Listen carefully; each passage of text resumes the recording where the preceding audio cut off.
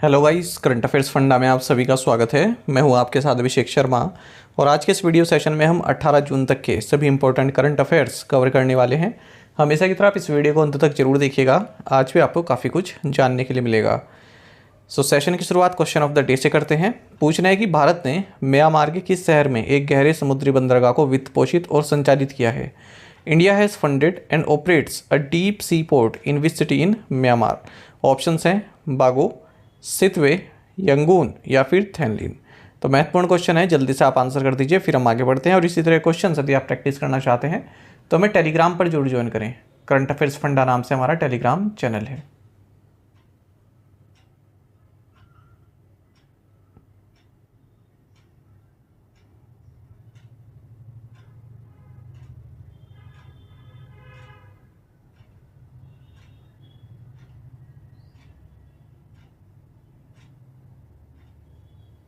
When is the sustainable gastronomy day celebrated? Sustainable gastronomy दिवस कब मनाया जाता है? ऑप्शंस आपके सामने हैं। सही आंसर ऑप्शन सी रहेगा, जून 18। आपको जाना चाहिए हर साल 18 जून को सस्टेनेबल गैस्ट्रोनॉमी डे मनाया जाता है। ये यूनाइटेड नेशंस द्वारा मनाए जाने वाला एक डे है। सस्टेनेबल गैस्ट्रोनॉमी का मतलब होता है इस तरह से कुक करना या फिर ईट करना ताकि वो इन्वायरमेंट पर कोई निगेटिव इफ़ेक्ट ना डाले। जैसे कोई लोकल इंग्रेडिएंट्स हैं उनको यूज़ करके जो है खाना बना लिया, तो उससे क्या होता है, अगर हम लार्ज स्केल में देखें तो ट्रांसपोर्टेशन कॉस्ट वगैरह बचती है, जिससे क्या होता है जो कार्बन एमिशन है वो रिड्यूस होता है। बाकी अच्छा खाएंगे तो इन्वायरमेंट पर भी अच्छा असर उसका देखने के लिए मिलता है। बाकी 18 जून को ही international day for countering hate speech ये भी सेलिब्रेट किया जाता है। Who is Andhra Pradesh new chief minister, new deputy chief minister?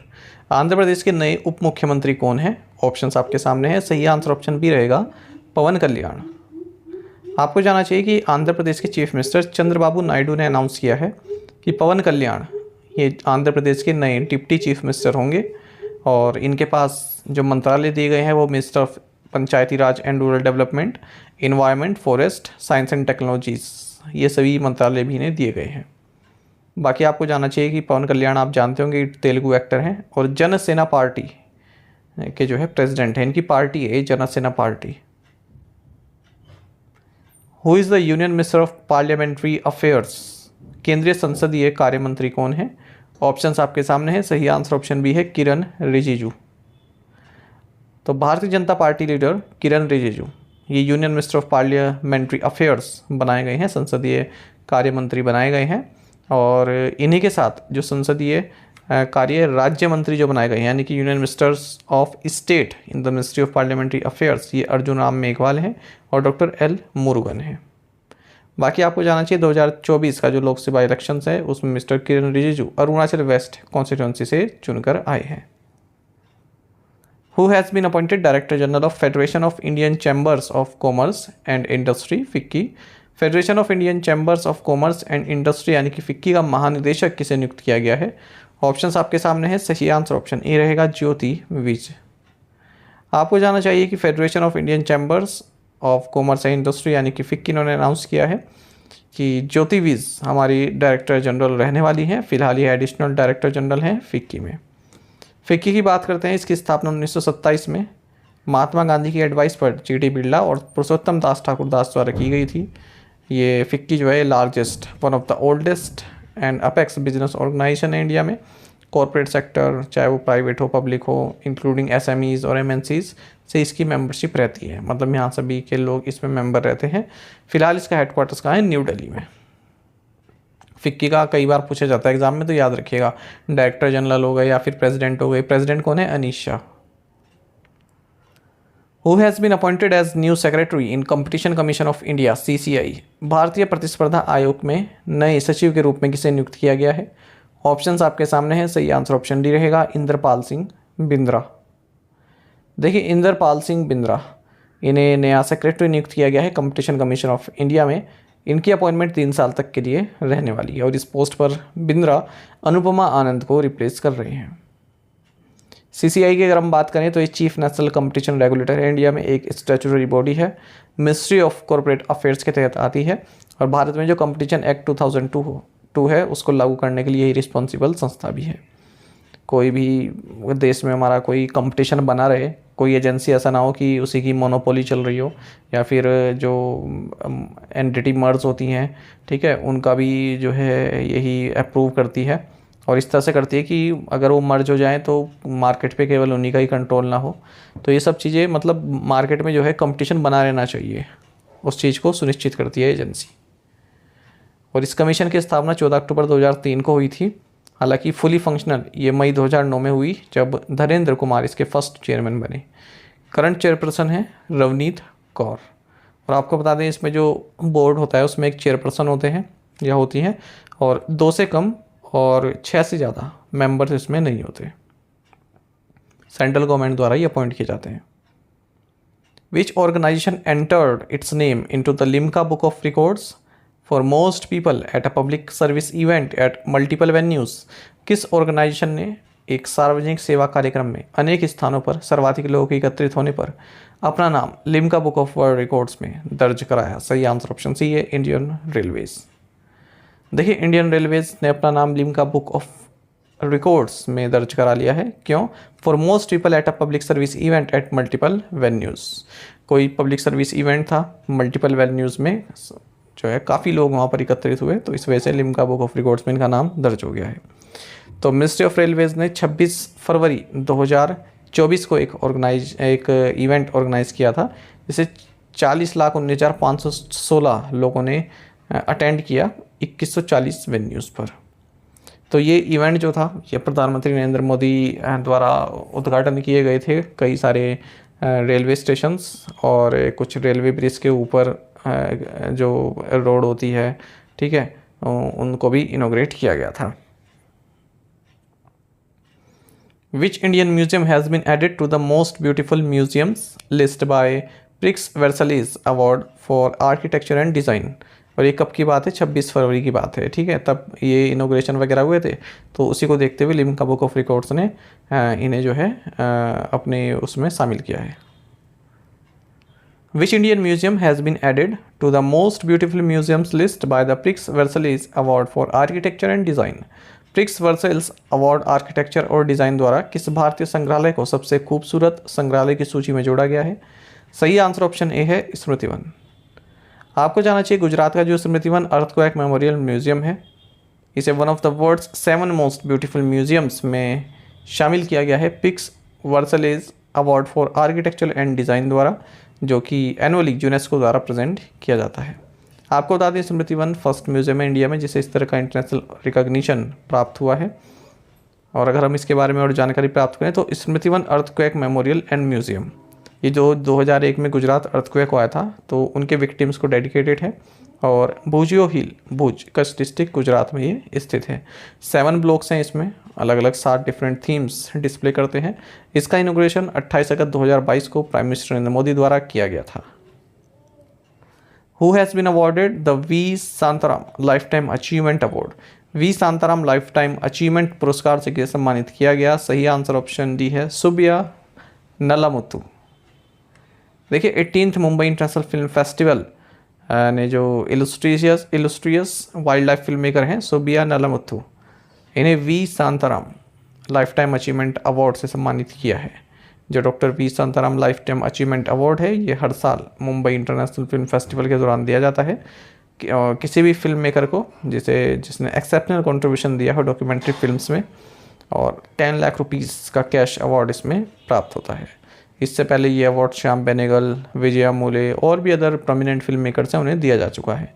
और किसकी मेमोरी में दिया जाता है? Legendary film maker V Shantaram की मेमोरी में। How much monetary penalty was imposed on the Central Bank of India by the RBI? RBI द्वारा Central Bank of India पर कितना मौद्रिक जुर्माना लगाया गया? सही आंसर ऑप्शन बी रहेगा, 1,45,50,000 रुपये का।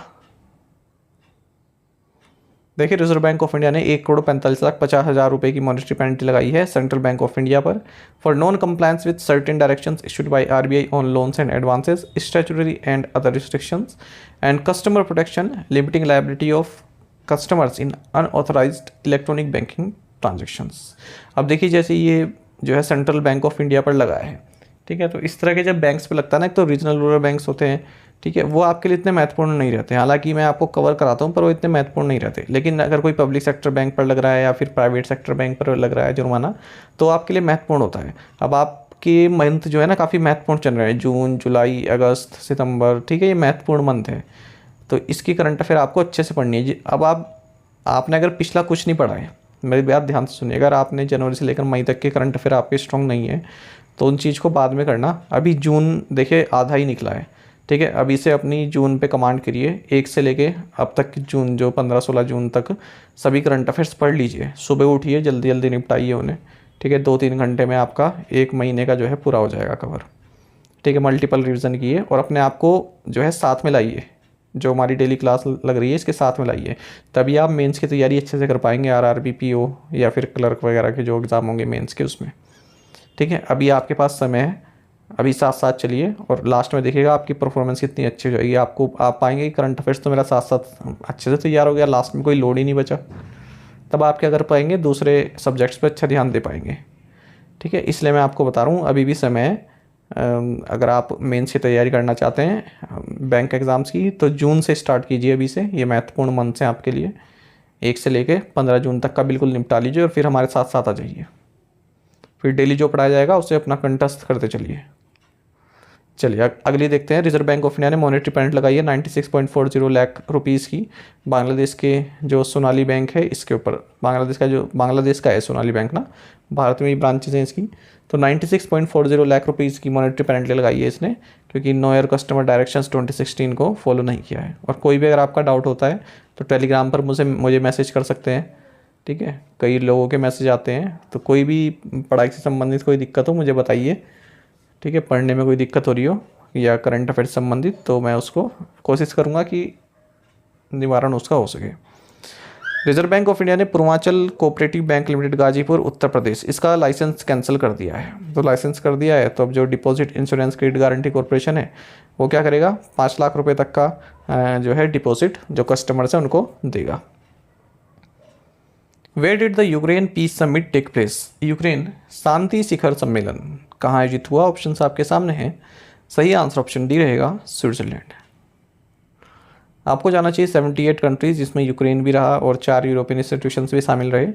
इन्होंने यूक्रेन पीस समिट के दौरान जो फाइनल जॉइंट कम्युनिक रहा है उसको साइन किया है। स्विट्जरलैंड में ये समिट हुई है। महत्वपूर्ण है क्वेश्चन भी। और Bharat, Armenia, Saudi Arab, Libya, Indonesia, Bahrain, Colombia, South Africa, Thailand, Mexico और यूनाइटेड अरब अमीरात, इन लोगों ने इसमें शामिल तो हुए, पर ये जो लास्ट में कम्युनिक जो साइन किया गया इसको साइन नहीं किया, ठीक है। इसके सिग्नेटरीज नहीं मिले। भारत का तो ये कहना है कि ये यूक्रेन और रशिया का मामला है, इन दोनों को आपस में इस चीज़ को सुलझाना चाहिए, ठीक है। थर्ड पार्टी इसमें कोई इंटरफेयर इस तरह से ना करे कि अपनी मर्ज़ी से कोई जो है एक चार्टर बना दिया कि इस तरह से युद्ध रुकेगा और उसको साइन कर दिए। तो भारत का कहना ये रहा। तो लगभग 100 कंट्रीज़ एंड ऑर्गेनाइजेशंस के रिप्रेजेंटेटिव्स यहाँ पर बुर्गेनस्टॉक रिजॉर्ट जो स्विट्ज़रलैंड में यहाँ पर इकट्ठा हुए और किस तरह से इस वॉर को रोका जा सके इससे संबंधित अपनी जो है बातें इन्होंने रखी हैं। तो इस पीस फॉर्मूला भी लिखा गया कि रशिया जो है पूरी तरह से यूक्रेन से विड्रॉल कर दे, जो यूक्रेन की शहर हैं या फिर गाँव में जिन पर कब्जा किया है वो वापस दे दे, और जो वॉर क्राइम्स हैं उनको प्रोसिक्यूट किया जाए। What is the growth forecast by India? What is the growth forecast for India by the World Bank for fiscal 25? वित्त वर्ष 2025 के लिए, माफ़ कीजिएगा 2015 लिखा गया यहाँ पर, वित्त वर्ष 2015 के लिए विश्व बैंक द्वारा भारत के लिए विकास पूर्वानुमान क्या है? सही आंसर ऑप्शन भी रहेगा 6.6%। देखिए वर्ल्ड बैंक ने इंडिया की जो ग्रोथ प्रोजेक्शन है करंट फिस्कल ईयर के लिए यानी कि फिस्कल 25 के लिए 2024-25 के लिए इसको 6.6% कर दिया है, पहले 6.4% बताया था। और ये भी कहा है कि अगर हम वर्ल्ड की लार्जेस्ट इकोनॉमीज़ में बात करें तो भारत फास्टेस्ट ग्रोइंग कंट्री रहने वाला है। फिस्कल 26 के लिए इंडिया की जो इकोनॉमी है वो 6.7% से ग्रो करेगी, फिस्कल 27 में 6.8% से जो है ग्रो करेगी। फिस्कल 24 में नेशनल स्टैटिस्टिकल ऑफिस ने बताया भी है कि 8.2% से हमने ग्रो किया है। रिजर्व बैंक ऑफ इंडिया ने भी अपनी जो जून मॉनेटरी पॉलिसी है इसमें जो ग्रोथ प्रोजेक्शन है उसको रेज कर दिया है, 7.2% किया है फिस्कल 25 के लिए, पहले 7% बताया था। Who has been appointed as chairman of Cellular Operators association of India? Cellular operators association of India के अध्यक्ष के रूप में किसे नियुक्त किया गया? ऑप्शंस आपके सामने हैं। सही आंसर ऑप्शन बी रहेगा, अभिजीत किशोर। आपको जानना चाहिए कि cellular operators association of India ने अपनी नई लीडरशिप अनाउंस की है 2024-25 टर्म के लिए, और इसमें अगर हम देखें तो अभिजीत किशोर जो कि चीफ ऑपरेटिंग ऑफिसर हैं वोडाफोन आइडिया के, इन्हें चेयरमैन नियुक्त किया गया है cellular operators association of India का। राहुल वत्स जो कि चीफ रेगुलेटरी ऑफिसर हैं भारतीय एयरटेल के, इन्हें वाइस चेयरमैन नियुक्त किया गया है। जो cellular operators association of India एक Indian non governmental trade association है और 1995 में इसको रजिस्टर किया गया था। विच स्टेट हैज़ अनाउंस्ड मुख्यमंत्री निजुत मोइना स्कीम? किस राज्य ने मुख्यमंत्री निजुत मोइना योजना की घोषणा की? सही आंसर ऑप्शन है आसाम है। देखिए, चाइल्ड मैरिज को कॉम्बैट करने के लिए और गर्ल चिल्ड्रन को एम्पावर करने के लिए एजुकेशन के थ्रू असम गवर्नमेंट ने एक नई स्कीम इंट्रोड्यूस की है जिसका नाम है मुख्यमंत्री निजुत मोइना, और लगभग 10 लाख गर्ल्स स्टूडेंट को ये बेनिफिट देने वाली है। तो इस स्कीम के तहत जो भी गर्ल्स हायर सेकेंडरी में हैं उनको फर्स्ट ईयर में 1000 रुपीज़ प्राप्त होंगे हर महीने के 11वीं तारीख को, और कोई बालिका यदि फर्दर एजुकेशन करना चाहती है, आगे पढ़ना चाहती है, जैसे 3 साल का या 4 साल के डिग्री कोर्सेज में, तो उसे 1200 रुपये पर मंथ प्राप्त होंगे, और पोस्ट डिग्री कोई प्राप्त करती है या फिर बीएड स्टूडेंट है उसको 2500 रुपये पर मंथ प्राप्त होंगे। Which state launched PM Shri पर्यटन वायु सेवा? किस राज्य ने पीएम श्री पर्यटन वायु सेवा शुरू की? सही answer option D Madhya Pradesh है। आपको जानना चाहिए कि मध्य प्रदेश के चीफ मिनिस्टर मोहन यादव, इन्होंने एक intra state air service launch की है जेट सर्व एविएशन प्राइवेट लिमिटेड के साथ मिलकर, ताकि राज्य में टूरिज्म को प्रमोट किया जा सके। इसका नाम है पीएम श्री पर्यटन वायु सेवा, और फर्स्ट फ्लाइट इसकी फ्लैग ऑफ की गई है भोपाल से जबलपुर के बीच में। तो मध्य प्रदेश टूरिज्म बोर्ड द्वारा इस सर्विस को ऑपरेट किया जा रहा है, और जो 2 एयरक्राफ्ट हैं वे 8 सिटीज़ को कनेक्ट करेंगे, भोपाल, इंदौर, जबलपुर, ग्वालियर, खजुराहो, उज्जैन, रीवा और Singrauli. Researchers from which institution have developed a novel remediation process for removing heavy metal contaminants from groundwater? किस संस्थान के शोधकर्ताओं ने भूजल से भारी धातु संदूषकों को हटाने के लिए एक नवीन उपचार प्रक्रिया विकसित की है? सही आंसर ऑप्शन ये है IISc।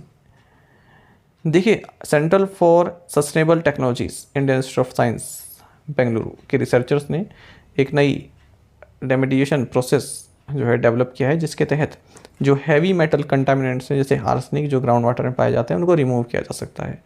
तो एक 3 स्टेप मेथड है, और हाँ, पेटेंट भी इसका जल्दी इन्हें मिल जाएगा। तो इसमें जो हैवी मेटल्स हैं हमारे ग्राउंड वाटर में, ठीक है, उसको हटा देती है, और केवल हटा के ऐसे ही छोड़ नहीं देती कि लैंडफिल में छोड़ दिया दोबारा फिर वो ग्राउंड वाटर में एंटर हो जाएगी, बल्कि उसको एनवायरमेंटल फ्रेंडली तरीके से उसको डिस्पोज ऑफ किया जाता है।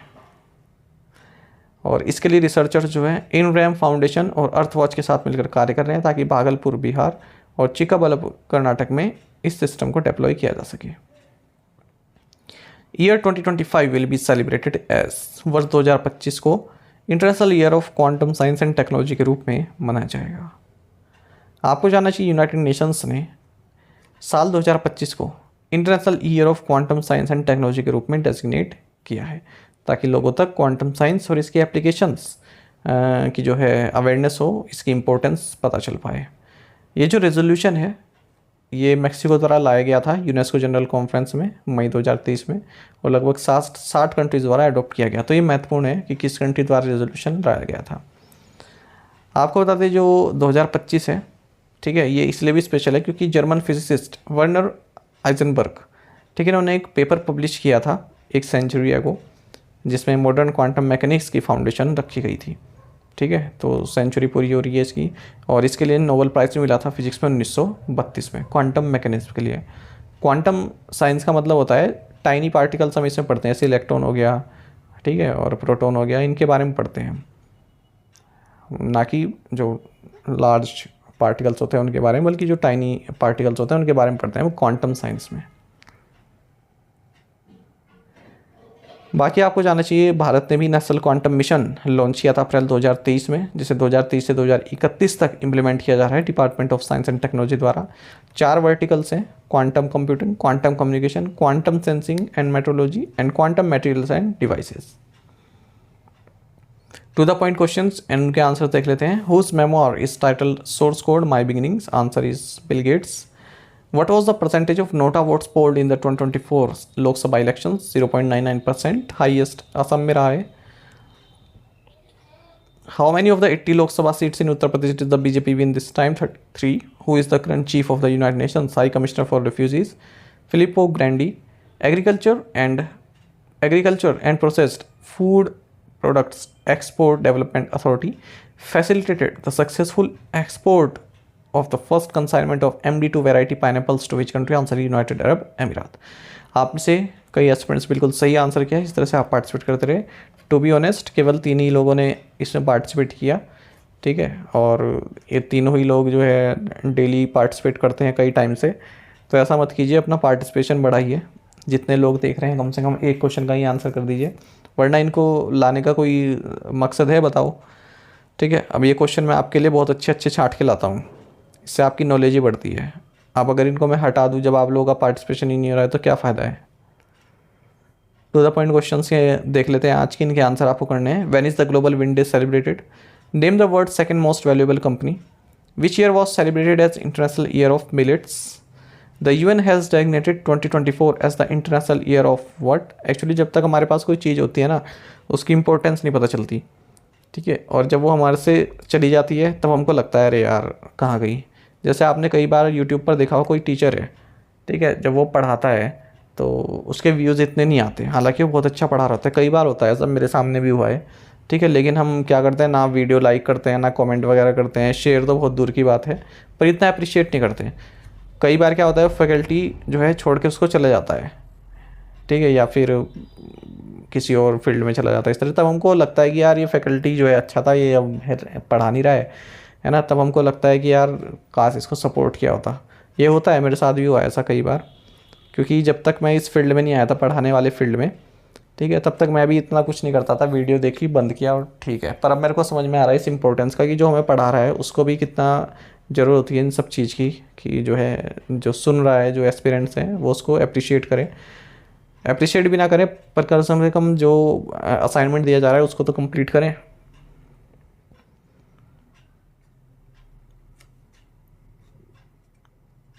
The UN has designated 2024 as the International Year of what?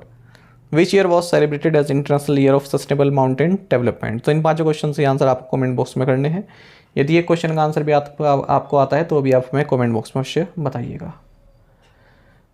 और यदि आप हमारी daily current affairs PDF, weekly PDF, monthly PDF और हर महीने के banking and economic awareness PDF चाहते हैं तो करंट अफेयर्स फंडा का 1 ईयर मेंबरशिप प्लान आप ज्वाइन कर सकते हैं, जिसका लिंक आपको वीडियो के डिस्क्रिप्शन में या फिर फर्स्ट कमेंट में मिल जाएगा।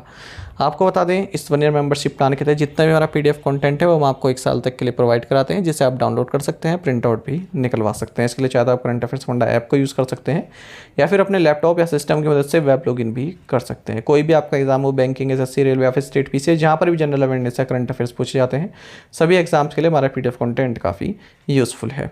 और अब तो आपको हमारी करंट अफेयर्स फंडा ऐप पर फ्री क्विज भी हम अवेलेबल करा रहे हैं। और यदि आप हमारे 1 ईयर मेंबरशिप प्लान ले लेते हैं, इसमें आपको कैटेगरी वाइज क्विज प्रोवाइड करा रहे हैं जो कि काफ़ी हाई स्टैंडर्ड क्विज है। तो एक बार अगर आपने हमारे करंट अफेयर्स पढ़ ली उसके बाद इन क्विज को अटैम्प्ट किया, यकीन मानिए आपका करंट अफेयर सेक्शन काफ़ी स्ट्रॉन्ग हो जाएगा और आप काफ़ी अच्छा स्कोर कर पाएंगे अपने जनरल अवेयरनेस सेक्शन में। और फिलहाल समर सेल एक्टिव है, 10% ऑफ आपको हमारे स्कोर्स पर मिल जाएगा। कूपन कोड है समर। करना क्या है, वीडियो के डिस्क्रिप्शन में या फिर फर्स्ट कमेंट में एक लिंक मिलेगा, उस पर क्लिक करना है, हमारी करंट अफेयर्स फंडा ऐप को इंस्टॉल करना है और लॉगिन करने के बाद आपको हमारे कोर्स दिख जाएगा। जब आप इसको बाय करेंगे तो कूपन कोड अप्लाई कर दीजिएगा, 10% ऑफ आपको मिल जाएगा। बाकी गूगल प्ले स्टोर पर आप हमारी जो ऐप है उस पर रिव्यू पढ़ सकते हैं। ये रिव्यूज़ दिए गए हैं जो भी एस्पिरेंट्स सेलेक्ट हो चुके हैं या फिर जो फिलहाल तैयारी कर रहे हैं और आने वाले टाइम में सेलेक्ट हो भी जाएंगे, उनके रिव्यूज़ हैं। इससे आपको आइडिया हो जाएगा किस तरह का कंटेंट हम आपको प्रोवाइड कराते हैं। बाकी करंट अफेयर्स फंडा को आप टेलीग्राम पर भी ज्वाइन कर सकते हैं। यहाँ पर रेगुलर वीडियो अपडेट्स और करंट के वजह से हम आप सभी के लिए डालते रहते हैं। साथ ही डिस्कशन ग्रुप में आप किसी भी क्वेश्चन का सोल्यूशन पा सकते हैं। दोस्तों हमारे करंट अफेयर्स की प्लेलिस्ट दी गई है, इसको आप जरूर देखें। अपने दोस्तों के साथ, फेलो एस्पिरेंट्स के साथ हमारे करंट अफेयर्स को शेयर जरूर करें। आज का ये सेशन आपको कैसा लगा आप कमेंट बॉक्स में अवश्य बताइएगा। Thank you guys.